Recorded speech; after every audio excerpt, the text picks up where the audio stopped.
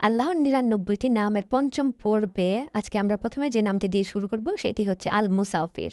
এর অর্থ হচ্ছে সেইপার, মানে হচ্ছে আল্লাহ প্রত্যেকটা সৃষ্টিকে নিজস্ব আকৃতি ও বৈশিষ্ট্য দিয়ে তৈরি করেছেন। আমাদের যে চেহারা, রং, গঠন সবই হচ্ছে তার নিখুঁত পরিকল্পনার অংশ। তিনি যেমন ইচ্ছা তেমনভাবেই আমাদেরকে সৃষ্টি করেছেন। তারপর আজকে দ্বিতীয় নামটি হচ্ছে আল গাফফার। অর্থ হচ্ছে যিনি বারবার আমাদেরকে ক্ষমা করেন। আল্লাহ তাআলা আমাদেরকে আসলে বারবার ক্ষমা করে দেন। আমরা ভুল করি, তারপরে আবার যে আল্লাহকে সরি বলি এবং তিনি আমাদেরকে মাফ করে দেন।